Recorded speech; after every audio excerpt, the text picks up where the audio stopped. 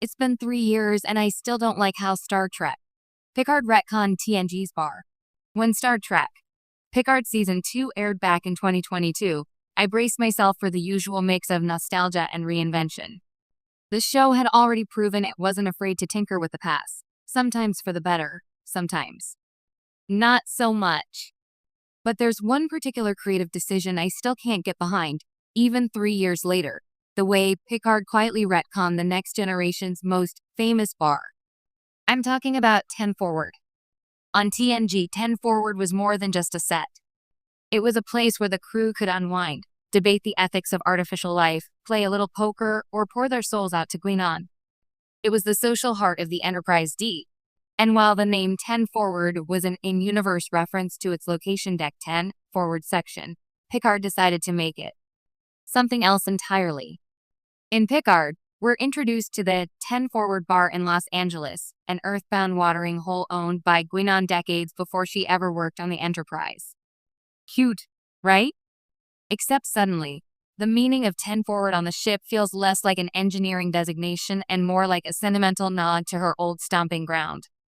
That's a charming bit of trivia, if you like your Star Trek history rewritten to fit a new show's backstory. I don't. The original 10 Forward was a stroke of set design brilliance. Introduced in TNG Season 2, it instantly broadened the sense of life aboard a starship. It wasn't a coincidence that Guinan's presence there worked so well. She was a listener, a confidant, and occasionally a quiet moral compass. But crucially, her history was never tied to the naming of the place. The 10 Forward label was pragmatic, military, and entirely in keeping with Starfleet's culture. If you've ever toured a naval vessel, you know how common that kind of utilitarian naming is. By retconning it into a tribute to a 21st century Los Angeles bar, Picard turns a clean piece of world building into something oddly self-referential. Instead of feeling like a natural product of Starfleet's ship layout, it now feels like the set designers in the 2360s were winking at Guinan's personal past. A past that, until recently, no one in universe even seemed to know about. The change makes the Enterprise D feel a little smaller, a little less like a living, breathing starship, and more like a stage for legacy callbacks. It also warps Guinan's mystique. In TNG, we didn't need to know everything about her life before the Enterprise. She had lived for centuries, seen entire civilizations rise and fall, and her quiet wisdom was earned through time and pain we could only imagine. Sure, she had connections on Earth, but they were never the point.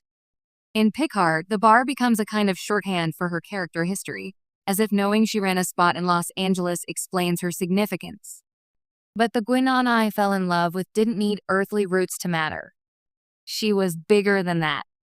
This retcon also plays into a larger Picard habit, the tendency to make the universe smaller by tying every detail back to a familiar character. The galaxy of Star Trek used to feel enormous. Not every landmark, ship name, or mission log had to be linked to a fan favorite. Sometimes a corridor was just a corridor, a shuttlecraft was just a shuttlecraft, and 10 Forward was just the forward lounge on Deck 10. That simplicity gave the world breathing room. I get why Picard did it.